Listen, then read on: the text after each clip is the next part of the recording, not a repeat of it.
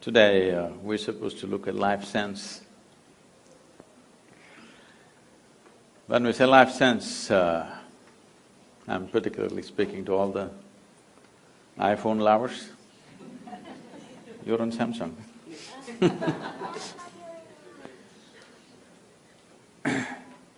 There is a gadget far more interesting than your phone. That's called the human mechanism. This is the gadget. Every other gadget is a small drop of this. So, when we say human being, I think for a long time, people have been looking at this human being with too much emotion and too much confusion. But the yogic sciences have always looked at the human being as the ultimate mechanism on this planet. When we say a mechanism, we're talking about something that can work systematically, something that can do things, something that can consistently produce something wonderful. If it is not a mechanism, that means it's one chaotic nonsense. So, there are both type of human beings. Some are just one chaotic nonsense, some have become wonderful mechanism, not because somebody has come with a great mechanism and somebody has not. All of us fundamentally have come with the same thing. Maybe on the level of our physical form and maybe on intellectual levels, there may be some differences. But essentially, all of us carry the same human mechanism. But why is it that one seems to be in a phenomenal state and another seems to be a total mess? There are many ways to look at it. One simple thing is, we can look at it this way: every human experience that human beings have. Here, the little children, you have to do something to make them unhappy right now. You have to do something to make them unhappy. But there are a whole lot of adults, you have to do something to make them happy. They've reversed the equation completely. At the age of 5, if you were this joyful, by the time you're 30, you should have been ecstatic, isn't it? If things happen in the right order. But for some reason, it's gotten reversed to most people. As I said, every human experience has a chemical basis to it. We can call it peace, we can call it joy, we can call it love, we can call it blissfulness, we can call it ecstasy, we can call it agony, anxiety, misery, stress, tension, whatever we want to call it. Every human experience has a chemical basis to it. Or in other words, what you call as myself right now is a chemical soup. The question is only, is it a great soup or a lousy soup? If I give all of you the same soup-making ingredients, do you believe that all of you will come up with the same kind of soup? No. 500 varieties of soups will happen, that's all that's happened. All of us have come here fundamentally with the same ingredients, just see in how many ways we have become. The reason is, we have been given such a complex mechanism, and do you agree with me, all the gadget lovers, I'm asking you? This is the most sophisticated machine on the planet, do you agree with me? So I'm asking you, someone gave you such a complex and sophisticated machine, have you read the user's manual? No. So without the user's manual, if you operate something, how would you do it? By accident, something will happen, once in a way it works. Once in a way something is working. And to make this human being happy in pursuit of human well-being, we've ripped the planet apart, all right? I want you to understand there is no ecological disaster on the planet. Ecological disaster is just a consequence of human beings not knowing how to be joyful by their own nature, because we are seeking it everywhere else except here. But all human experience happens from within. What happens here, if you try to cause it from outside, then you have to burn the planet definitely, and that's what we're doing. So ecological disasters have not happened because of something else, only in pursuit of human well-being, isn't it so? Hello? Yes.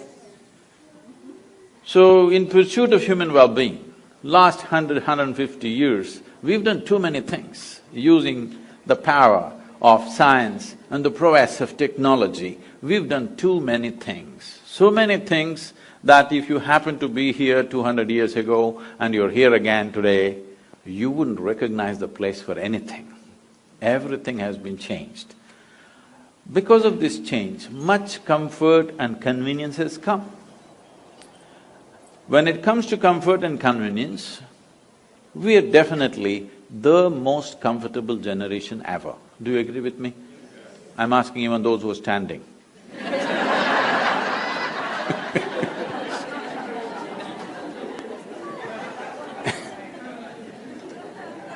We are definitely the most comfortable generation ever, isn't it? But we cannot claim we are the most joyful, we cannot claim we are the most loving, we cannot even claim we are the most peaceful. To be peaceful and happy, today I'm sure many people are propagating this, and even the so-called spiritual leaders are going about saying, peace is the ultimate goal of life. Such people will only rest in peace. Because, tell me, today, if you want to enjoy your lunch today, if you're not ecstatic, at least you must be peaceful, isn't it? Hello? If you're not in some state of ecstasy, at least you must be peaceful to enjoy the food that you eat, isn't it? So I'm asking you, to be peaceful, to be happy, is it the ultimate goal of your life or is it a fundamental requirement of your life? It is the most fundamental requirement. If you're not even peaceful, I don't know how many have died under your care.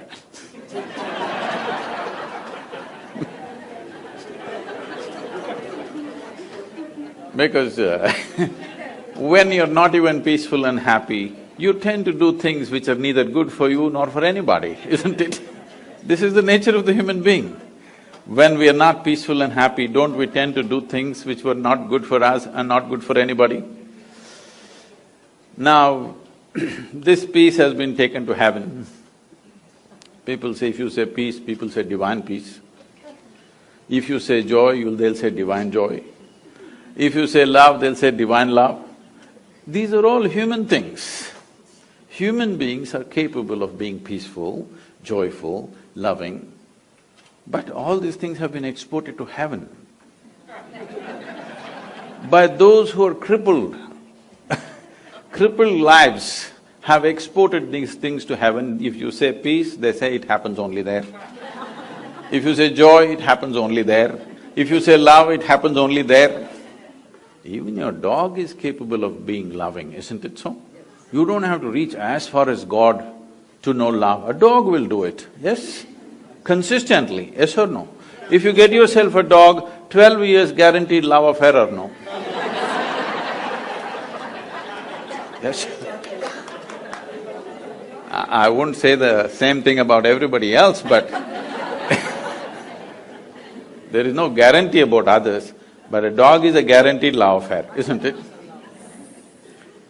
Now, these things have been raised like this. You know, I was to speak at Tel Aviv. I was flying out of Atlanta. I was to land there in the morning and speak at 6:30 in the evening, but then I land up there at 6 o'clock in the evening because of some flight delays. And I'm quickly changing in the airport to rush to the venue because in these 34 years I have not been late to a single appointment in my life, so I don't want to break this. So I'm quickly changing and rushing. And I'm famished because I'm traveling by an American airline, there's nothing edible on the plane, you know? There's nothing edible on the plane. So I'm really famished.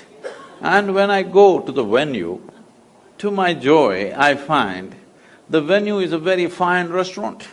Life can't get better. When you're so hungry, they've taken you to a restaurant straight. So, people are coming in and greeting me. One man comes up and says, "Shalom." I ask him, "What does it mean?" He says, "This is the highest way of greeting." I said, "Well, that's your opinion, what does it mean?" He said, "No, this is really the highest way of greeting."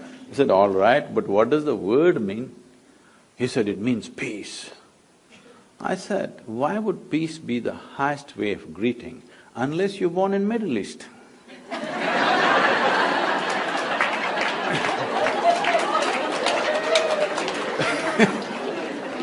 In South India, somebody comes up to me in the morning and says, "Peace." I'll say, "What's wrong with you?" So I'm saying anything that you are deprived of will slowly rise to heaven. Everything that human beings are talking about, everything that human beings have attributed to their gods, everything that human beings have exported to heaven, these are all human qualities. Yes? Those who made themselves incapable, they're talking it'll happen somewhere else. But today human intellect is sparking like never before. Never before this many human beings could think for themselves. Yes? Never before in the history of humanity. Because otherwise a priest, a pandit, a scripture, something else thought for you. Now human beings are beginning to think for themselves. Whether they're thinking straight or not is another issue, but at least they're thinking something. It's a good beginning, something they're thinking. Once they start thinking, the problem with thought is, it has to be logically correct, otherwise it doesn't go by. Even the most idiotic argument if you witness, people are talking the way they're talking because they believe it's logically correct. Yes or no? Nobody thinks he's logically wrong and continues to argue, he won't do that. He somehow finds a way to make it logically correct. So, once this happens, that human intellect begins to fire like this, even if God comes and stands here and speaks, unless he makes sense, people will reject him. Yes or no? Maybe you don't have the courage to say yes, your children, they are going to reject it. Unless it makes sense to them, they're going to reject it. Yes or no? So once they reject it, it may so happen, heavens will crumble. Heavens will fall down. You know what is in heaven? You don't know. Let me tell you so that you can make your choices. Hindu heaven, food is great.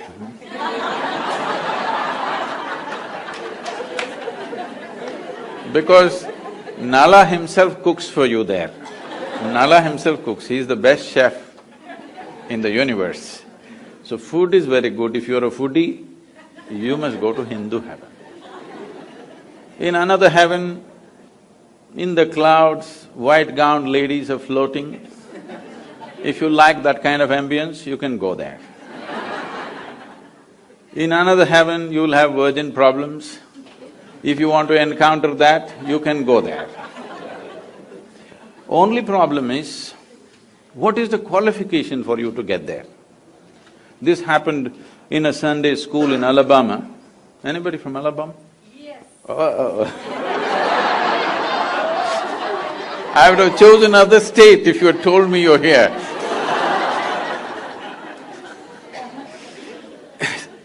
The Sunday school teacher in his enthusiasm asked the tiny tots, "What do you have to do to go to heaven?"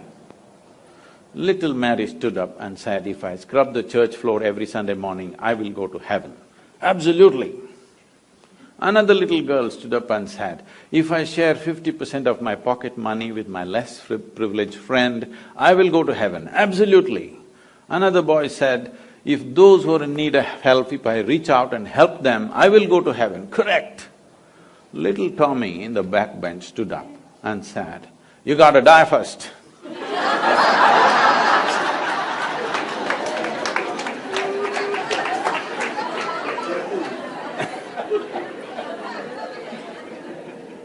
So you got to die first, that is the basic qualification, all right?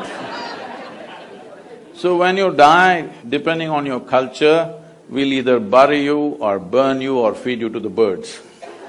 One of the things we will do to you, yes? It is the or in other words, anyway, your body, we put it back into this earth because this body is something that you borrowed from this planet, isn't it so? You're on loan. If you were planning to take it to heaven, you're a willful defaulter, you know? Yes? It's good to pay this back, isn't it? What we have taken, we can use it well. When it's time, we must pay back the loan or no. Put it back into the earth. Whether you like it or not, they will. So once you left your body here, what will you do with good food and virgins and all this stuff? These are all problems that people have when they have a body, isn't it? Once you put the body here, what will you do with all these things? So I'm saying, once intellect fires big time, we have kept it down because if you ask questions, we would have you dead for a long time. Please understand. With this we had kept it down, but we can't keep it down anymore. Now people will ask all kinds of things. When they ask 2-3 questions, heavens will crumble. Heavens may crumble, but human longing to experience something more will not go. The human longing to experience something will always be there. If you take away the hope that somewhere else it's going to happen to you, people will start seeking solutions here. When they start seeking solutions here, if you don't show them a way, if you don't show them a way which is logically correct and scientifically ascertainable way, where you can take charge of your inner experience and cause the kind of experience that you want to be in, if you don't teach them the ways, if you don't give them the technologies for inner well-being, then I would say in another 60 to 80 years' time, 90% of the humanity will seek chemical solutions. They will be either on drink or drug. Tell me, most of you, whatever your age right now, when you were 20 years of age, how many people were drinking and drugging on this planet? Today, how many people are doing? Has it gone up by 1000% at least? 10 times over or more? It has. This is because people are seeking solutions here, because slowly all these people are losing faith that somewhere else it'll be better. They're trying to make it better right here. If you don't show them the right way, they will somehow try to do it. Now I'm not looking at this as a moral issue. 90% of the people being on drink and drug is not a moral issue for me. One responsibility we have as a generation of people is that when we leave, we have left a generation which is at least one step better than us. This is a fundamental responsibility we have as a generation. But when we leave, if we are all on 90% of us or on drink and drug, when we will leave a worse generation than us, because we will become incapable of even producing a better generation. And this will be a complete failure of who we are, everything that we worked for, the development of civilizations, all this will go waste if 90% of the population goes on this. In New York City, what do you think is the percentage? I'll leave it to you. People from New York tell me. What do you think is the percentage who are seeking some kind of chemical solution for their experience to make themselves peaceful? They have to drink something or pop something. What do you think is the percentage?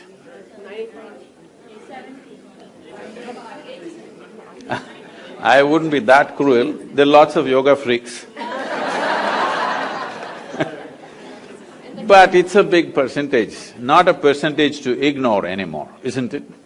It's like, those of you who come from India anyway, all of you are largely, when you were growing up as children, there were few drunkards in the town. Yes? 1, maybe 2%, they are drunkards, they're not normal people. But they are the normal ones now. There are a few who don't drink, who are freakish. There are 2% freaks who don't drink anymore. So, this is not a moral thing. This is just that you have become incapable of dealing with yourself. That is a fundamental thing. See, what amazes me is people live here 50, 60, 70 years. They are 60, 70 years of age, still they do not know how to deal with their own thought and their own emotion. This you may think is normal, is not normal, I'm telling you. If you do not… See, these are the basic faculties that you have. A human being can think about anything he or she wants, can emote in many strong ways.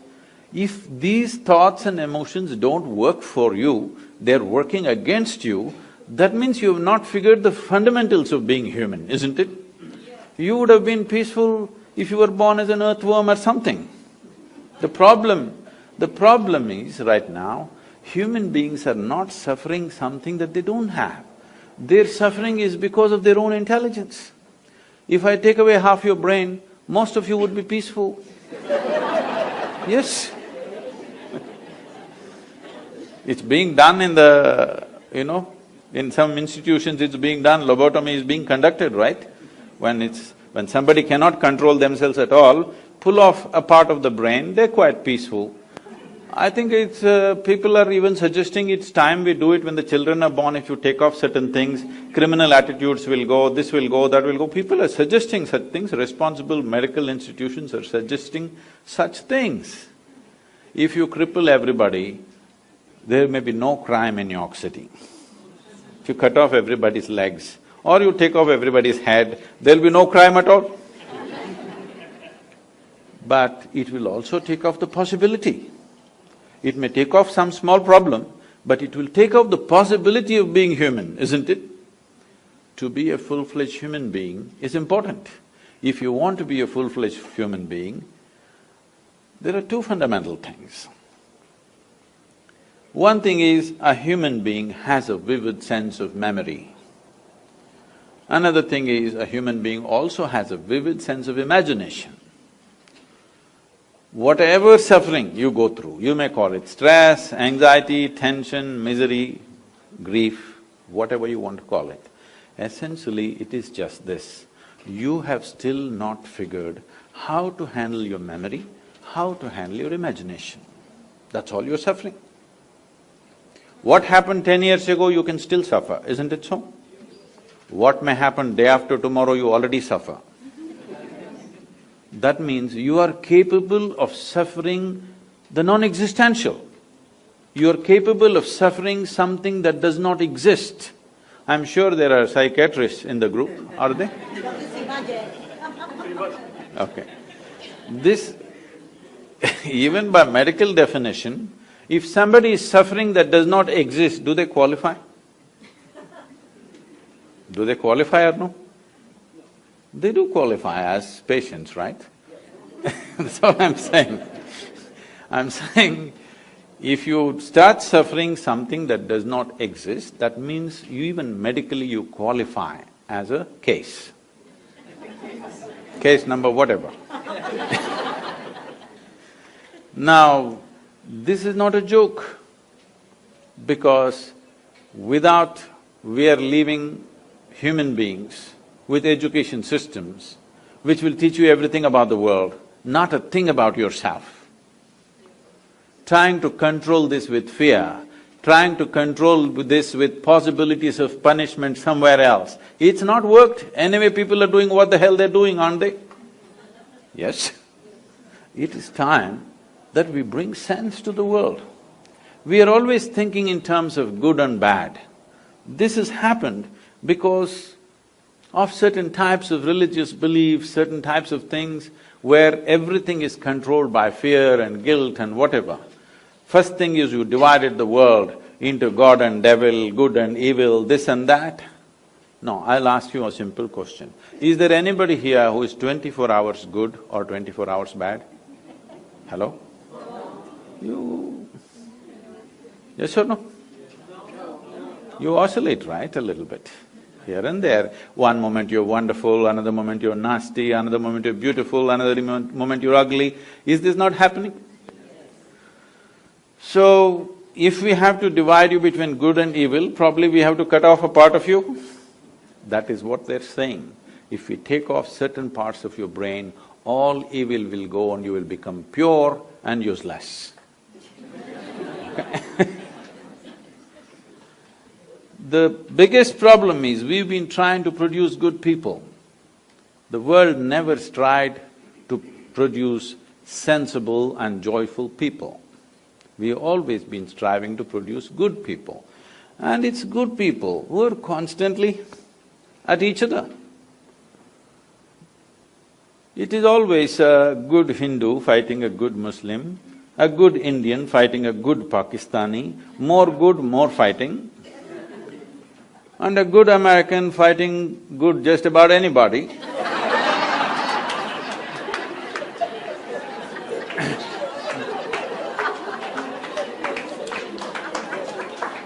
Because the more good you think you are, more confrontational you have become. Please see this. The more good you think you are, you naturally become more confrontational with just about anybody around you. If you think you're very good, how this has come to you in your mind is, you look at these people, she's not okay, she's not okay, she's not okay, he's not okay, he's not okay. Compared to all these people, I'm good, I'm very good means nobody is good. Nobody is okay. Nobody is okay is not a question of goodness, it's a question of madness. The madness has settled in. This has to go means human consciousness has to rise. You have to look at this tremendous possibility that we have come with. And is it true? Can you see me at least? Hello, everybody? Even if you're not listening, can you see me?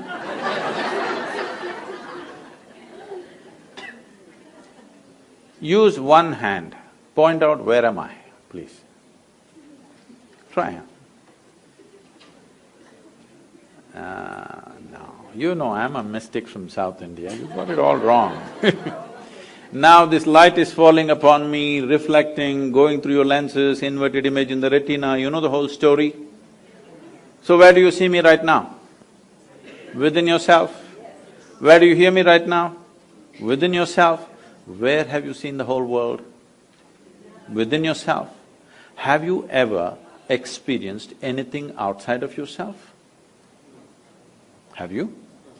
Right now, someone sitting next to you, they touch your hand, you think you're experiencing their hand. No. You're only experiencing the sensations in your hand, isn't it? Even without the help of the other person, you can, with little imagination, cause the sensations you want, isn't it? So your entire experience of life, light and darkness is happening within you.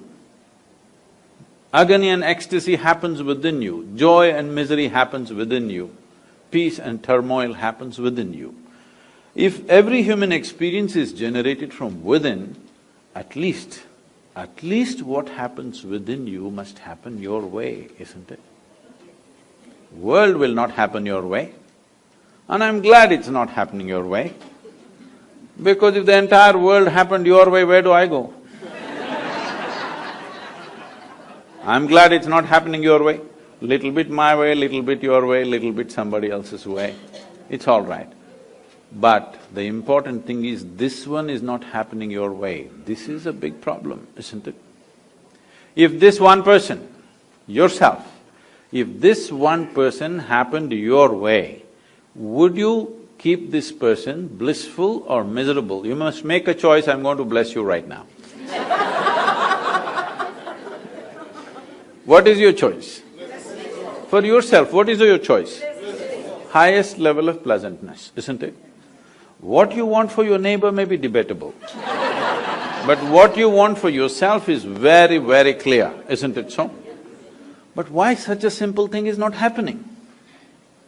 Simply because, you know Charles Darwin? Some 150 years ago, 2012 was 200th birth anniversary of Darwin. Some 150 years ago, he propounded a theory and he said, what was a deer could have become a giraffe? So many million years. What was a pig could have become an elephant? So many more million years. What was a monkey became a human, but it happened rather quickly. Yes. so quickly that anthropologists think there is a missing link.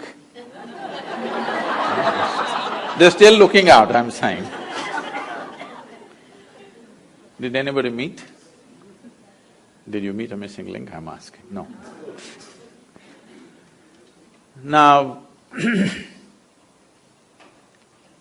they're saying the DNA difference between you and a chimpanzee is only 1.23%. 1.23% is not much of a difference, isn't it? Not much of a percentage. Not a percentage to boast about, isn't it? The thing is just this, physiologically, you're only 1.23% away from a chimpanzee. But in terms of your intellect and awareness, we're worlds apart from a chimpanzee. So this is the problem.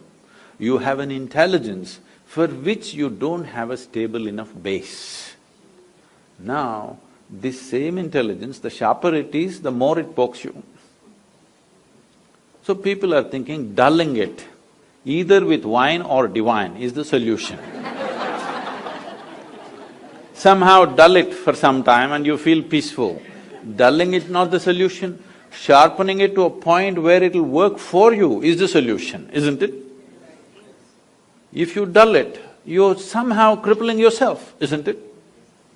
In some way you dull the system. Maybe you think it's temporary, but if you dull the system, in some way you're crippling yourself. If crippling yourself is a solution, death is a better solution, isn't it? Yes or no? If taking a little bit of the brain is a solution, blowing your brains out is definitely a better solution, more efficient. This happened. I was teaching a program in India and somebody stands up and she introduces herself. She says, "I've come from Singapore. In the last 2 years, I committed suicide 5 times." I said, "Stop. At this level of inefficiency, you're not getting anywhere."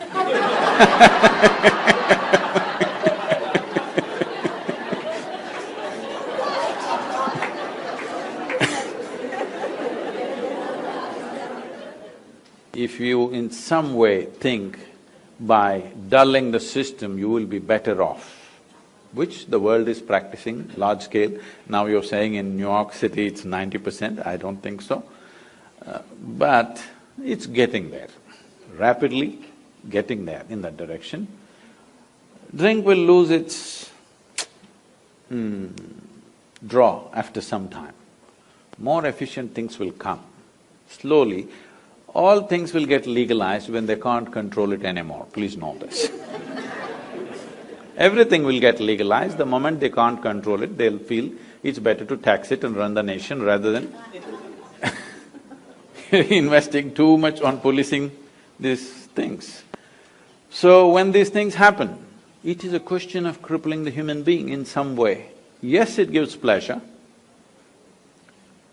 If you take off the brain, maybe you can just float around in total, utter peace. But all possibilities are also gone, isn't it? So this is happening to us because we have not understood the fundamentals of how to exercise our own intelligence. We have learned how to make a living, we have learned how to do things, we have learned how to go to the moon or even beyond. But we have still not figured how to manage our own system, isn't it? Even if you have a spacecraft, this is more complex than that? Yes or no? Yes. This is far more complex than that. And this does not mean, when I say this, I'm not just… all of you doctors, maybe you're thinking of exploring me pathologically. We're not talking about just lungs, liver, kidney, heart, spleen, whatever. All this came from within. See, you eat a piece of bread in the morning, in over 2 hours, this bread becomes human body. You know as doctors how complex each part of the body is, that you know it is so complex, that is why today if we have to go to a medical checkup, we have to go to 50 different doctors, because for 50 different parts of the body. Slowly as you look at it closer and closer, you're realizing it's too complex for one person to grasp the entire thing, isn't it? Yes or no? Just 32 teeth, people are taking 9 years to understand what's happening in the mouth and they still don't know. Yes or no? Yes? Just to teeth, only 32, 9 years of study, and still we don't know all of it. We know pretty well, but not all of it, isn't it? So you are realizing it's so complex, but this complex mechanism, with what are you manufacturing? You eat a piece of bread, you eat a banana, you eat an apple, you eat whatever you want. Within few hours, it becomes this. So there is an intelligence here. There is an intelligence here which can make a banana into a human being, yes or no? Suppose I took a banana in my hand and transformed this into a human being, who do you think I am? Who is this, huh? Where did you see a magician who made a banana into a human being?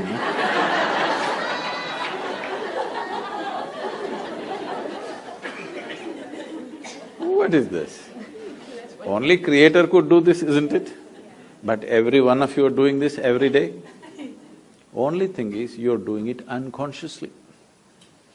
If only a drop of this intelligence entered your life in a conscious form, you would live magically, not miserably. Life wouldn't be a struggle, it would be an ecstatic breeze. This happened.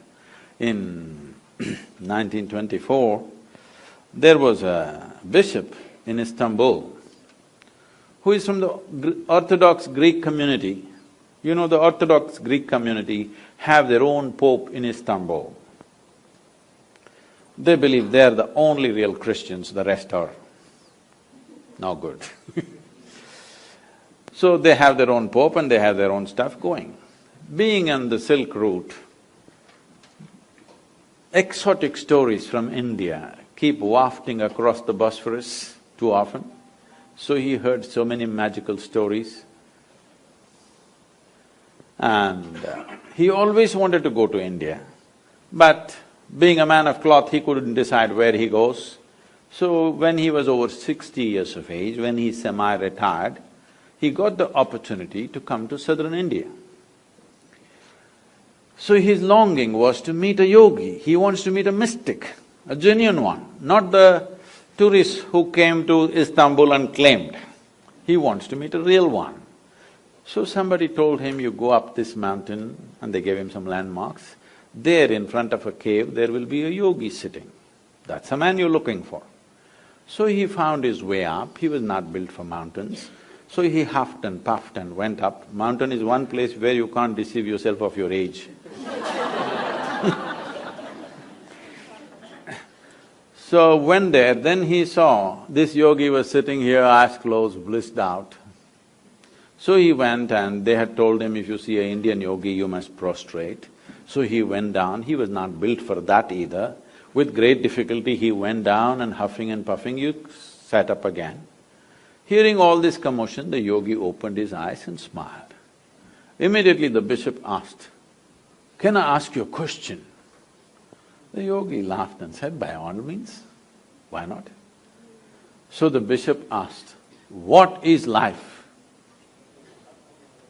This is after 60, you know. You should have asked this question when you were 8. If you missed it out at least by 16, what? What is life? You must ask now, isn't it? But what to do? Better late than never. So he asked, what is life? When he asked this question, the yogi went into raptures. And then he said, life is like the fragrance of jasmine upon the gentle spring breeze. The bishop said, fragrance of jasmine upon gentle spring breeze? No, our teacher told us, life is like a thorn. Once it gets into you, if you stand it hurts, if you sit it hurts, if you lie down it hurts. You're saying it is like fragrance of a jasmine upon gentle spring breeze? What is this, he asked. The yogi laughed and said, well, that's his life.